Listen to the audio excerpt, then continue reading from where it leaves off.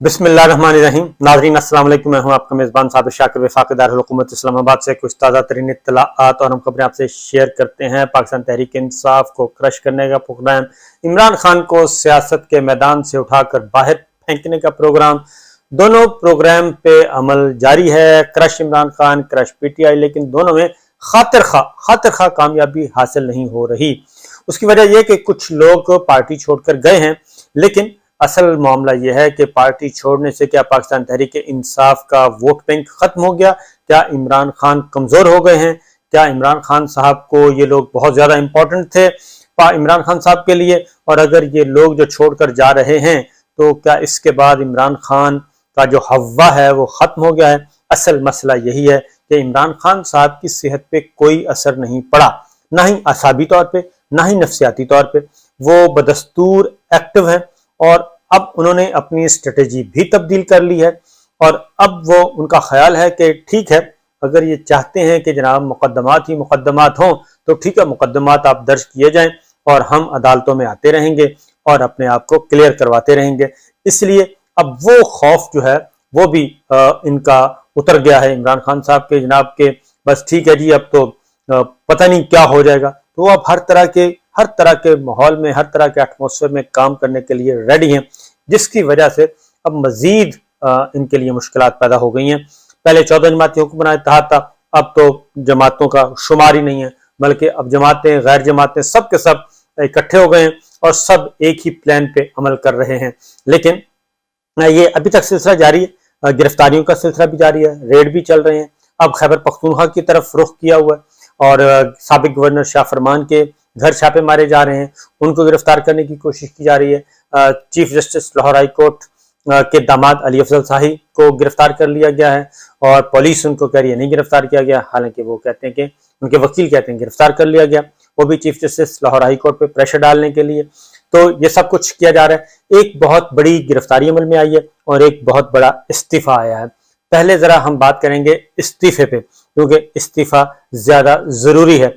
उसकी रीजन है कि ये जो कुछ भी आइंदा 10-12 दिन में भी अभी होना है, इलेक्शन से पहले पहले इन्होंने बहुत सारे जतन करने हैं। और उसकी रीजन है कि प्री पोल रिगिंग किसे कहते हैं, प्री पोल रिगिंग इसे ही कहते हैं। इमरान खान साहब को कट टू साइज करने के लिए, उनके नंबर्स गम करने के लिए, यानी कि उनको पता है कि इमरान खान जो है वो सियासत के मैदान के नागुजीर खिलाड़ी हैं और उनको इग्नोर नहीं किया जा सकता, वो इग्नोर हो भी नहीं सकते। इसलिए उनको जितनी धमकियां शमकियां देनी थी दे दी। और वो जिले शाह का कत्ल और फिर उसके बाद उनकी FIR, कोटा में एडवोकेट का कत्ल, उसकी FIR, तो वो उसकी फैमिली खुद ही मैदान में आ गई और उन्होंने बता दिया कि ये कत्ल इमरान खान साहब के नहीं भाई, ये तो हमारी फैमिली में फलां लोगों ने कत्ल किया, उनको गिरफ्तार करें। ये इमरान खान साहब कहाँ से आ गए? तो मेरा ख्याल है कि अता तारड़ साहब को चाहिए कि उस पर आके माफ़ी मांग लें तो ज़्यादा अच्छी बात है। उसकी रीज़न है कि ठीक है, इख्तलाफात होते हैं, लेकिन ये नहीं है कि अब सुनामी का ये जो तूफान आ रहा है उसकी भी FIR दर्ज कर देनी चाहिए इमरान खान साहब पे। तो ये सारे के सारे मामला जो हैं चल रहे हैं। बहरहाल पहले बड़े इस्तीफे की बात, क्योंकि वो इस्तीफा जुड़ा हुआ है बहुत सारे राजों के अंदर, उस इस्तीफे के अंदर बहुत ही राज है। वो है चेयरमैन नात्रा। बज़ाहिर तो कुछ भी नहीं है, एक इदारे के सरबराह हैं, तारिक मलिक साहब हैं और इस्तीफे आते रहते हैं, कोई मसला नहीं है। ये इस्तीफा क्यों ज़रूरी था ये मैं आपको बता देता हूँ। तारिक मलिक साहब जो हैं ये पहले भी चेयरमैन नादरा रह चुके हैं और जब 4 हलकों का मसला था, इंतखाबी धांधली, ये प्री पोल रिगिंग से जुड़ा हुआ है। जब 4 हलके खुलवाए गए, पिछले दौर की बात कर रहा हूँ, नवाज शरीफ साहब के पिछले दौर की, जब 4 हलके खुलवाए गए तो उसमें पता चला कि अंगूठे जो हैं, क्योंकि नादरा ने तस्दीक करनी थी तो इन्होंने तस्दीक की और तस्दीक पता चला कि वो अंगूठे सारे लगाए गए थे, वो स्याही, अनमिट स्याही के बजाय बाकी स्याही इस्तेमाल की गई थी और बहुत सारे अंगूठे जो हैं वो काबिल शनाख्ती नहीं थे। और इस तरीके से उसमें बहुत सारे केसेस जो हैं वो रीपोलिंग करवाना पड़ी थी। और ख्वाजा आसिफ साहब को तो पता ही है कि उनको बाजवा साहब ने जितवाया था। उनमें से एक हल्का था ख्वाजा साद रफीक साहब का और दूसरा हल्का था अयाज सादिक साहब का। अयाज सादिक साहब स्पीकर थे, उनको डिसीट कर दिया गया था क्योंकि उनके खिलाफ फैसला आ गया था। तो उस हल्के में इनका मुकाबला अयाज सादिक साहब के हल्के में मुकाबला हुआ था, आई थिंक अलीम खान साहब ने किया था। तो अलीम खान साहब ने वो हल्का पीटीआई का, पीटीआई वर्सेस पीएमएलएन, उसमें एक काम किया था। और उस वक्त भी जाहिर है अंगूठों की शनाख्त जो नहीं हुई थी, तो वो गुस्सा तो था कि ये क्या हो रहा है। तो बहरहाल उसमें वो ये था, एक तजर्बा किया गया था अयाज सादिक साहब के हल्के में, और वो किया था नादरा के जरिए किया गया था कि बिल्कुल eight 11th our Ayaz Sadiq साहब का जो हल्का था उसमें वोटर उठा के वहां से वोटर लिस्ट से निकाल के नादरा के जरिए वो निकाल दिए गए थे और वोटर लिस्टें तब्दील कर दी गई थी। और जब लोग वोट कर डालने गए तो पता चला, उन्होंने कहा जी कि आपका तो यहाँ वोट ही नहीं है। उन्होंने कहा भाई हमारे पिछला जो वोट जनरल इलेक्शन है हमने यही वोट डाला था, लेकिन उन्होंने कहा जी नहीं आपका वोट नहीं है। और उसके बाद वो वोट जो पॉकेट्स थी पीटीआई की, पहले सर्वे करवाया गया था, सर्वे करने के बाद वो पॉकेट्स को उठा के बाहर फेंक दिया गया। इलेक्शन हुआ, अयाज सादिक साहब जीत गए और जनाब उसके बाद फिर दोबारा से वही जो पॉकेट्स उठा के सिस्टम से निकाल के बाहर फेंकी थी वो वापस डाल दी गई। अब इलेक्शन हो रहा है। अब एक तो दो नादरा के चेयरमैन पे 2 इल्जाम लगाए गए तारिक मलिक साहब पे, जो क्योंकि राना सनाउल्लाह साहब को काफ़ी अरसे से कोशिश कर रही थी कि उनको उनसे इस्तीफ़ा ले लिया जाए, और उन पे एक FIR भी दर्ज करके बंद करके रखी हुई है ताकि बवक्त ज़रूरत काम आए। तो तारिक मलिक साहब पढ़े लिखे नौजवान हैं और पढ़े लिखे इंतहाई पढ़ी लिखी फैमिली है। फतेह मोहम्मद मलिक साहब उनके वालिद हैं, वो भी तहरीक पाकिस्तान के इंतहाई मंजे हुए और कारकुन, और फिर पढ़े लिखे डॉक्टर प्रोफेसर फतेह मोहम्मद मलिक साहब, उनकी बुक्स हैं हिस्ट्री के बारे में, वो एक पाकिस्तान की पहचान है और सही पाकिस्तान की पहचान है वो।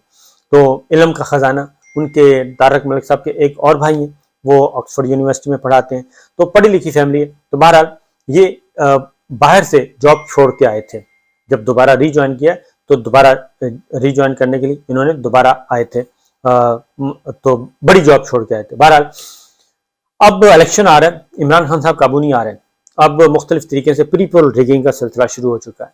तो लिहाजा चेयरमैन नादरा एक ऐसी शख्सियत को होना चाहिए जो उनके काम आ सके और उनके मुताबिक काम कर सके।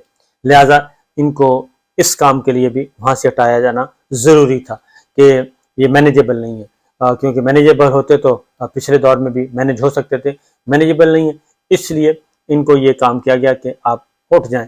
अब होना क्या है, अब वोटर लिस्टों में होनी है अमेंडमेंट्स होनी है। ये पाकिस्तान तहरीक इंसाफ को अभी से सोच लेना चाहिए कि वोटर लिस्टें तब्दील की जाएंगी और उसमें नादरा का बड़ा रोल होता है, नादरा का खास तौर पे, और फिर इलेक्शन कमीशन का तो होता ही होता है। ये मुख्तलिफ पॉकेट्स जो हैं वो उठाई जाएंगी और मुख्तलिफ हल्कों से हल्के टारगेट किए जाएंगे, मुख्तलिफ हल्के टारगेट कर लिए जाएंगे कौमी असम्बली के, सूबाई असम्बली के, ताकि नंबर्स गेम जो है वो कंट्रोल में रहे, हमारे लोगों के, उनके कंट्रोल में रहे कि कौन किसको जितवाना है, किसको हरवाना है। बड़े साइंटिफिक अंदाज में ये धांधली की जाती है। ये सिलसिला किया जाएगा ये आने वाले इलेक्शन में, क्योंकि इलेक्शन कमीशन ऑफ पाकिस्तान की बात कह चुका है, क्योंकि जी देखें अब मरदमशुमारी हो गई है और नई मरदमशुमारी के मुताबिक नई हल्का बंदियां करनी है, नई हल्का बंदियों के लिए वक्त चाहिए, इसलिए फौरी इलेक्शन नहीं हो सकते।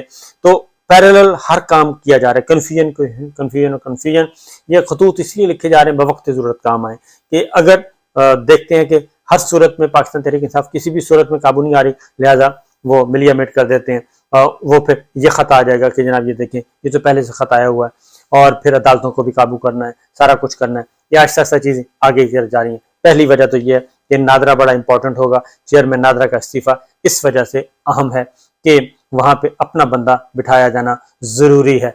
अब जो चेयरमैन नादरा आएंगे उसके बाद आपको अंदाज़ा हो जाएगा कि वो कौन से होंगे और कैसे होंगे। उसके बाद दूसरी वजह, मेन वजह ये है, दूसरी वजह ये थी कि जनाब बाजवा साहब के जो असासे हैं उनकी फैमिली के और उनके जो असासा जात उनकी फैमिली के, वो जो बाहर आए, उनकी तफसीलात बाहर आई और अहमद नूरानी ने जो खबर दी थी, बाकायदा तौर पर पूरी रिपोर्ट शाया की थी, उसके बाद एक तहलका मचा हुआ। वो सिर्फ साबिक आर्मी चीफ का नहीं बल्कि मौजूदा आर्मी चीफ का जो डाटा है उनकी फैमिली का भी वो भी लीक हुआ था। और उस पर जनरल बाजवा साहब की फैमिली के बारे में तो वो आपको पता है, अहमद नूरानी साहब को इश्तिहारी करार दे दिया गया है और पाकिस्तान में बहुत ज़्यादा तहकीकात हो रही हैं। शाहिद असलम साहब को भी गिरफ्तार किया गया था, उनको भी जेल में रखा गया था। तो وہ تو ایک پتہ نہیں کیا کون سی قیامت آئی ہے، جبکہ جسٹس قاضی فائز صاحب کے معاملے میں تو پوری پروٹیکشن دی گئی تھی، پروٹیکٹ کیا گیا تھا جرنلسٹ کو، اور کسی قسم کا کوئی آنچ نہیں آنے دی گئی تھی، اور وہ بھی نادرا سے ہوا تھا، اور وہ بھی FBR سے ہوا تھا، کیونکہ 8-10 محکمے وہی ہیں جو کہ ہیں۔